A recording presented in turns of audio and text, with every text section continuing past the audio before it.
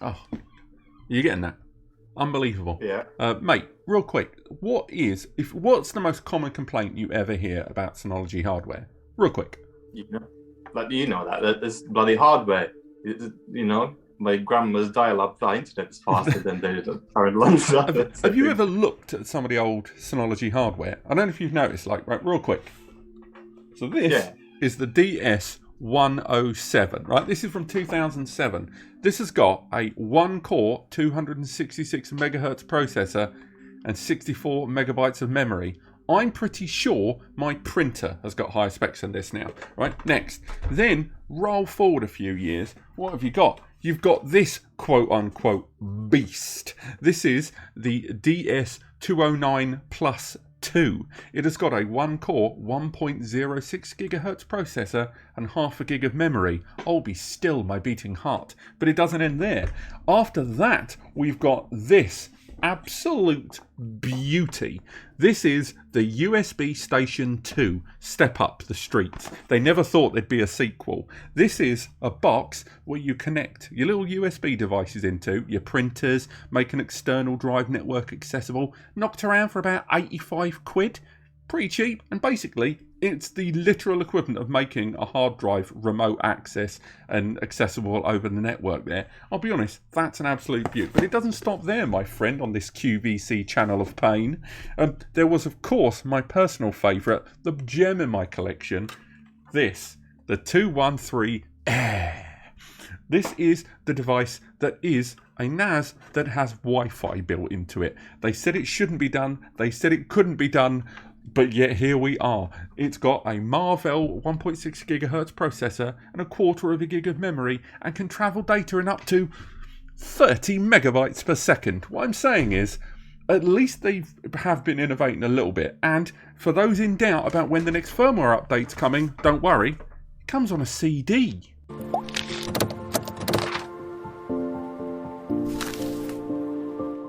That is right. In today's video, we are going to talk about the hardware that myself and Eddie, the web guy, if I'm pointing in the right direction, believe is going to arrive in 2022. Now, full disclosure, straight off the bat, most of the information we're going to talk about today is based on a number of different factors. It arrives on the idea that the company themselves have standard refreshes of a lot of their products.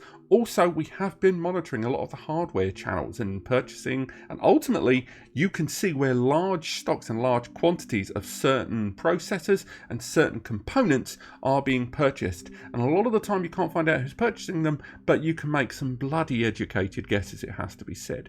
So in today's video, although you have to take it with a big old grain of salt while we're going through it, know that a lot of this is based and backed up in a number of ways on our opinions here. We've been dealing with Synology NAS for a long time, and if you do know about Synology NAS, you've probably watched this channel before and seen this face and that face already. But Eddie, straight away, right now, when it comes to NASs from Synology that are going to arrive on the scene, what do you think is going to be one of the earliest desktop solutions that's going to arrive? The first ones are going to come through is going to be all J series, all value series, because they are so long overdue.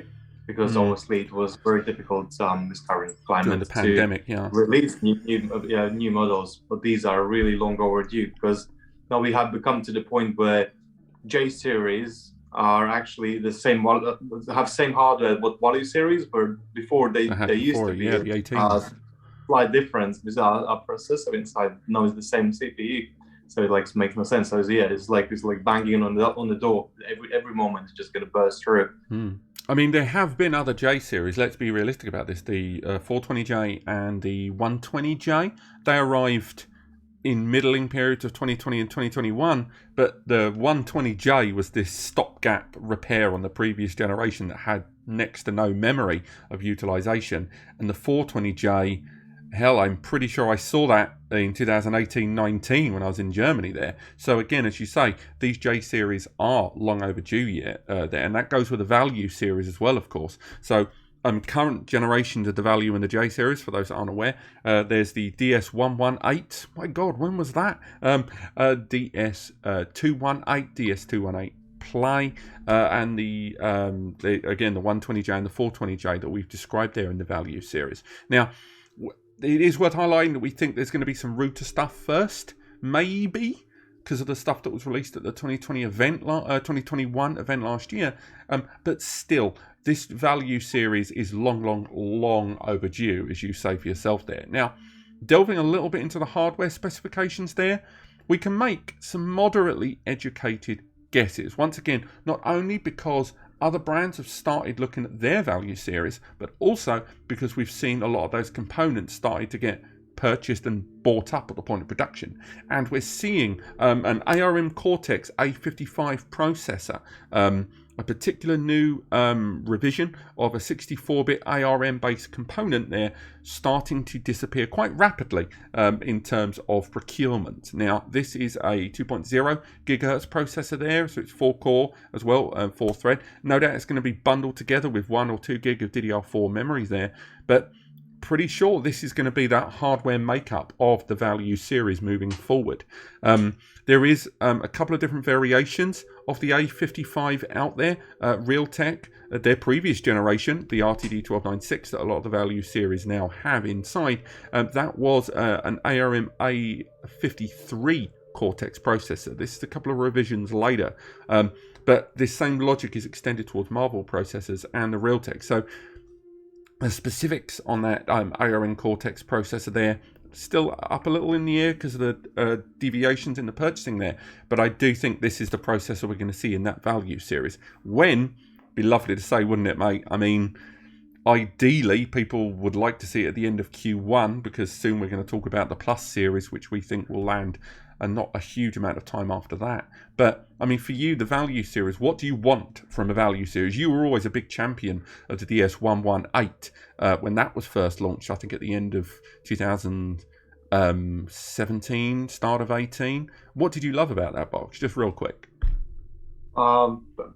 Basically, yeah, it's in a plastic chassis, so it doesn't make any sound. It's actually really silent. Ooh, yeah. And it has like little fans, so that would be definitely a thing. And is it showing its age now?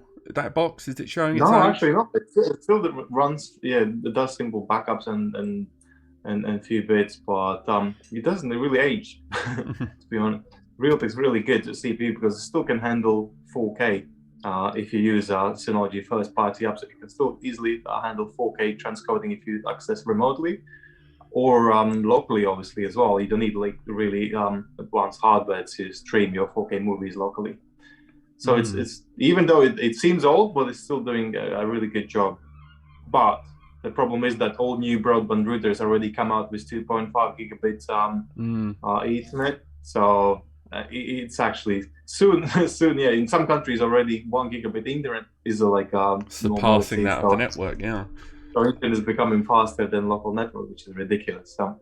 I mean, I'd be very surprised if Synology integrated 2.5G on their value series. I mean, even if the cost of these components are, reaching a point now where they are negligible in price difference, I think it would hurt their portfolio. And this is, I mean, again, I don't actually like this kind of mentality, but I think as far as their portfolio and the design and the layout of their solutions and the step-by-step run through of their products, I think they would be maybe reluctant. The maybe if they would differentiate between a standard and a J or a Play series, such as they did in the previous generation, when there was 1 gig or 2 gig of memory, but the same damn CPU on about 5 different NASs at one point there. But it was a question of bays and memory. I think that maybe at the top end they'd put 2.5G, but I'm not convinced by that. Not impossible though. But let's be honest, let's cut straight to the quick. A number of people have probably come to this video for the 22 pluses. They want to know,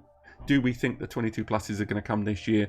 What do we think the hardware will be? What to expect? And that's a biggie, isn't it? I mean, for you, do you think the 22 pluses? Do you think there will be a 22 plus this year, a 922, a 222, a 422, or 422 Play, or a 1522 plus? Do you think that will happen this year? I think definitely, yeah. Somewhere around summer they have to come out because they're always doing this 2-year cycle for these boxes, and there is no excuse anymore.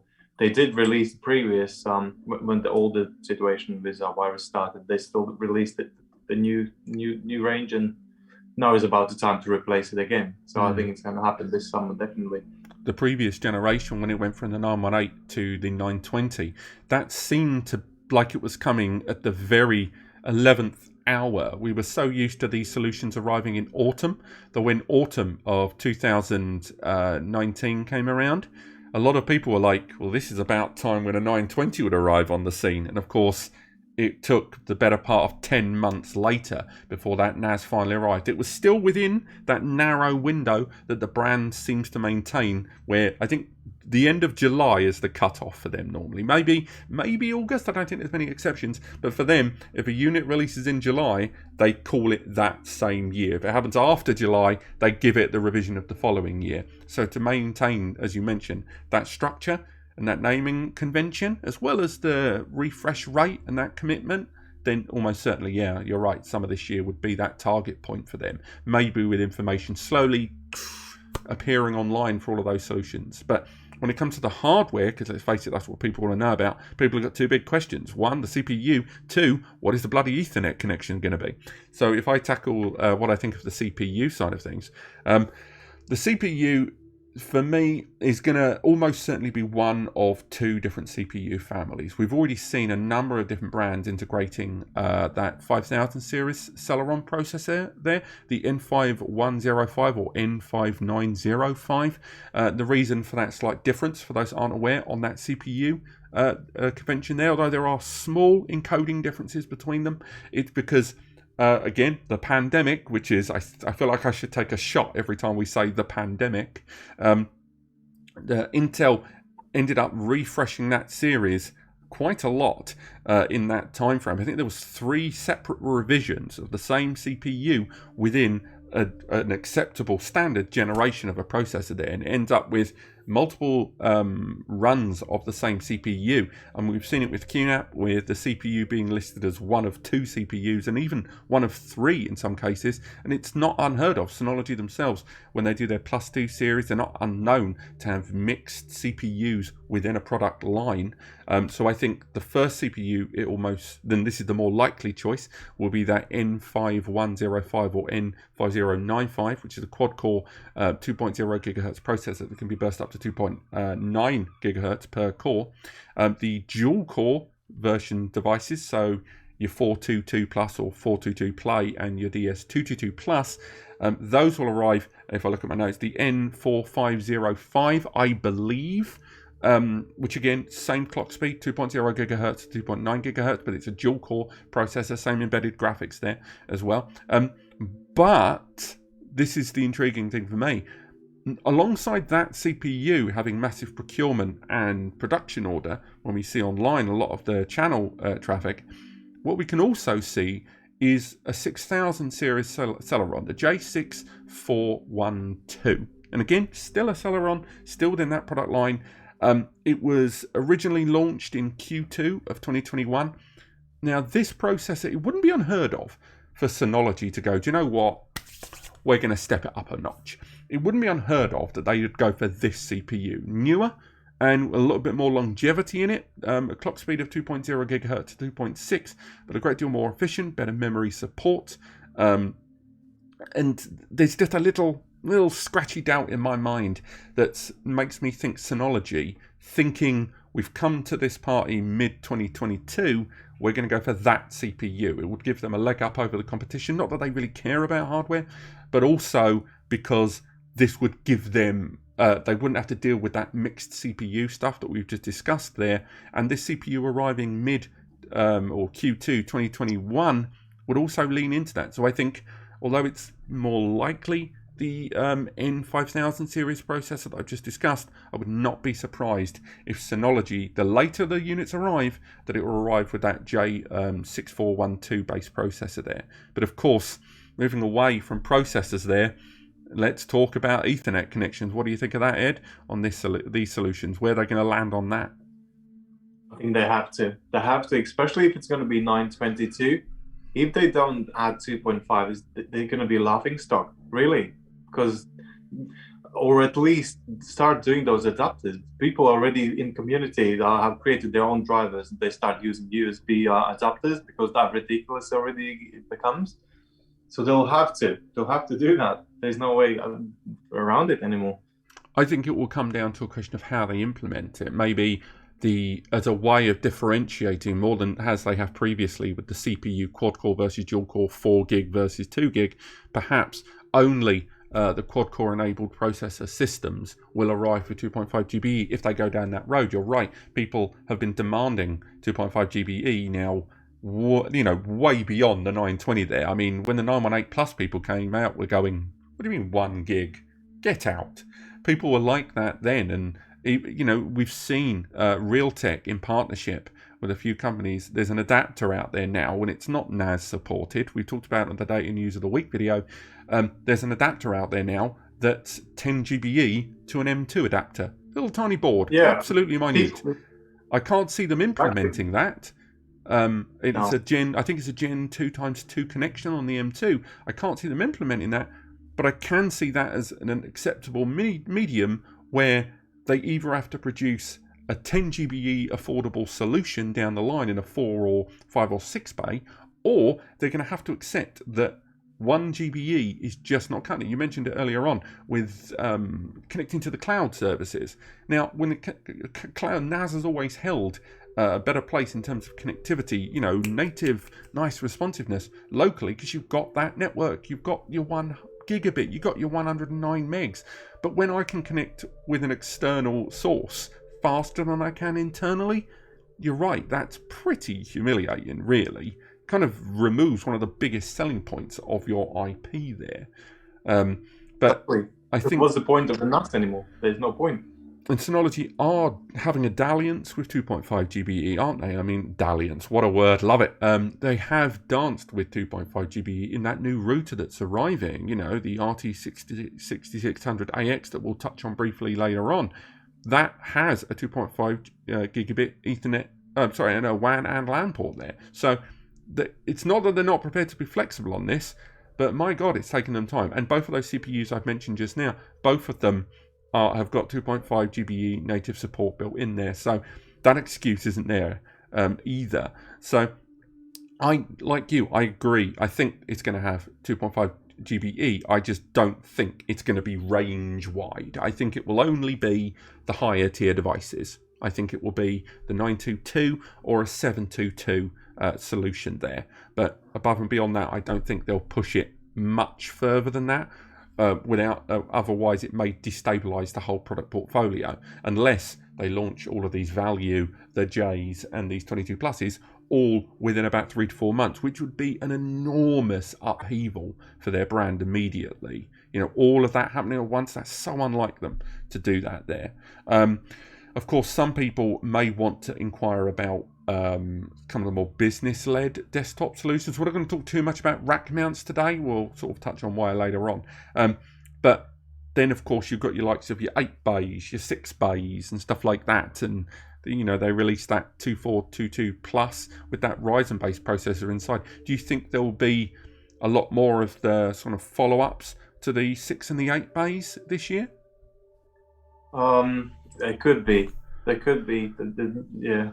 New Ryzen maybe, so they might push that CPU more, or a new generation of the same CPU. But it's not really great because most of the people actually buy these multi-bay, 6-bay and plus NASs for multimedia, and those Ryzen-based boxes are not really cutting it. There's nothing we can do with that box. It's more or less like for file storage. It's business. A business user or a VM user can probably take advantage of that. Yeah, Ryzen, it could, if we talk about multimedia, it could go up to like maybe 1080p full HD transcoding if you want to use it for multimedia, but nothing more. So for QNAP, at least when they have Ryzen series models, they also have PCI slot where you can slot in GPU cards, so you get way around. But not with Synology. But for me, the 6 or an 8 bay follow-up, I'm not convinced we're going to see those this year. There'll certainly be, if you look at the product families and the releasing strategy of ending in 13, 15, 17, 19, 21, I think these are going to be 23 series boxes. So if they do arrive this year, we're talking very tail end, I think. In terms of processor, once again, going back to the way we've seen certain components moving around and definitely compatibility, I think if they stick with the Ryzen series, that Ryzen embedded V1000, there's another CPU in that family Look at my notes, V1780B. It's a 4-core 8-thread processor, and it's a 3.35 gigahertz. This would be more like that brand. Synology have a tendency, when they find a product family, to kind of stretch the muscles out inside it. They will stick within that family for a number of years because of a lot of the work they've done developing their software, which, let's always keep an eye on that. It is their priority.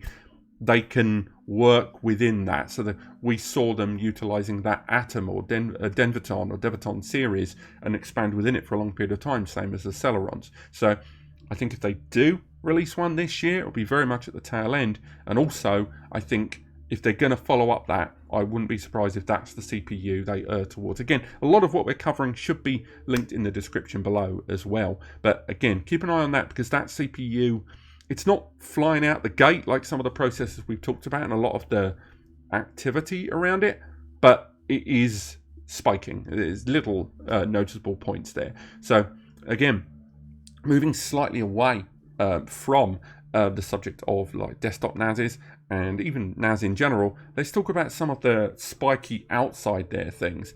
Let's talk about drive locking, Eddie. Drive locking is a horrible term. Let's, give it a bit of fairness.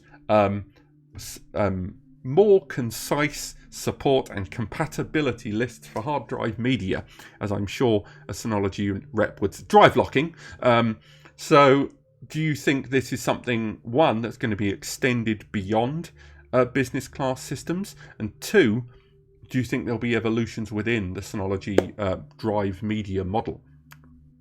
I don't think so. They promised to not push it any further than XS series models. Oh, I didn't read. And Where did you read that they promised never to do that? I didn't read. Oh, wow. You didn't know they promised. On the 2022, presentations, they were saying it's going to be only XS series, and they're never going to push it further to Plus series, which is good, because they already got so often in trouble with people who've been using XS series for so many years with their own drives, and now they want to migrate to new XS series, and they figure out that they will allow you to migrate, but they'll disable like adding new drives or house checks and things like that, and then people just want to get refunds and they want to just switch away to a different brand because they feel like undermined, like forgotten, like disrespected.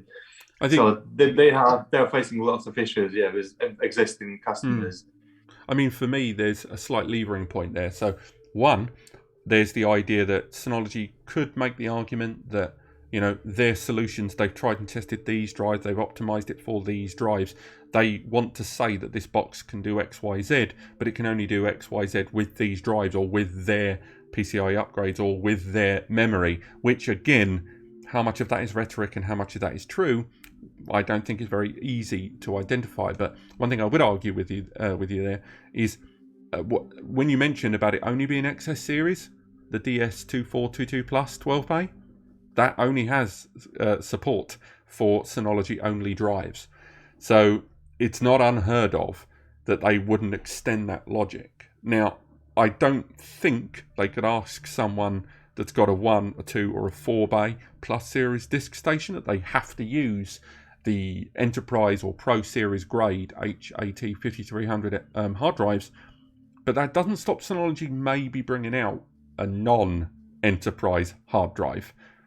Because if you look at a lot of those hard drives, they are, what are they, 8, 12 and 16 TB, and they're all taking advantage or built on with their software on board, a Toshiba MG 060708 series hard drive. I think they'll bring out a 20 TB. I definitely think an 18 or a 20 TB drive from Synology will happen, but I wouldn't be surprised if we start seeing other hard drives in that 1 to 8 TB bracket arrive that are more 5300 standard class.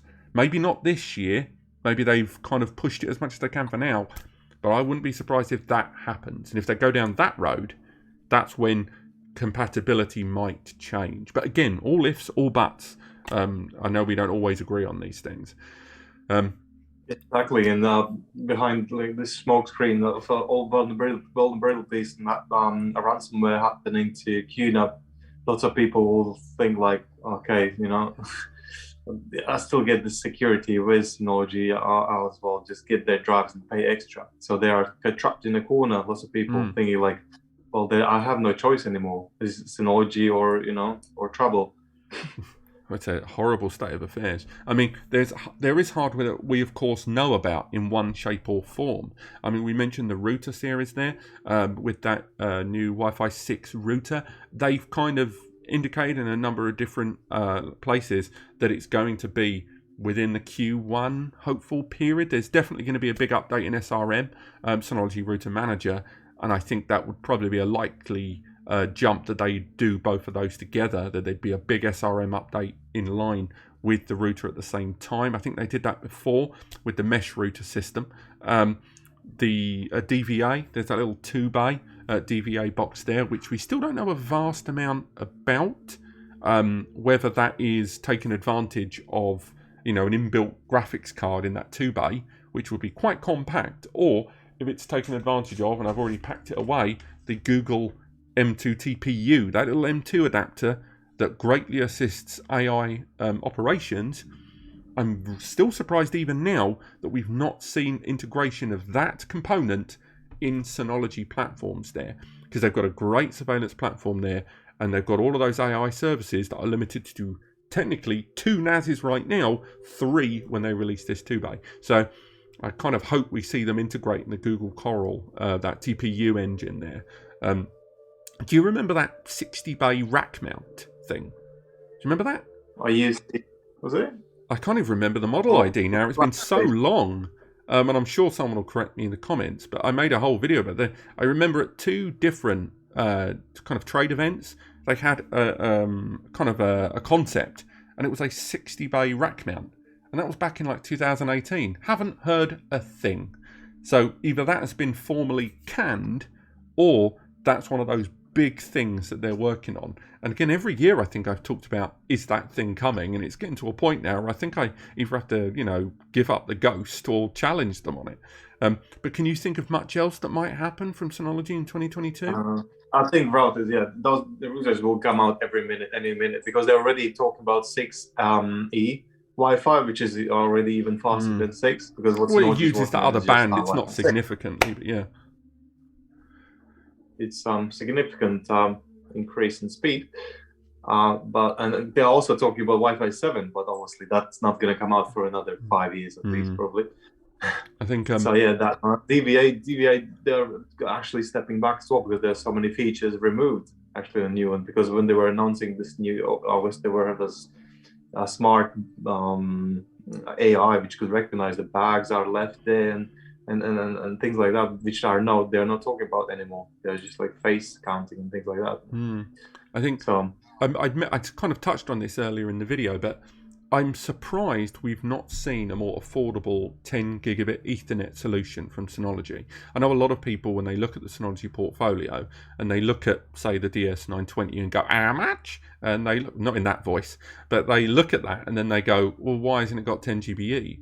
And of course, a lot of the time, if someone addresses me with that question, I will say, because it's about getting the best value for money. And with the brand, Synology prioritizes software over hardware. So if the price tag of a NAS is £500 or dollars or whatever, I'm willing to bet if you remove the profit margin from the equation, I would say of 500, 380 to 400 pounds or dollars of that figure has gone into software development. It has gone into payback works and R&D that's gone into that. So it doesn't leave a vast amount of money to improve the edifice of the system. Plus 10 GBE with the PCIe lanes and the chipset to a system, there's only a finite number of resources available to attach and bolt on these systems and services. And finally, you've got the portfolio where all of these products, they've got that step ladder approach that I've mentioned earlier on.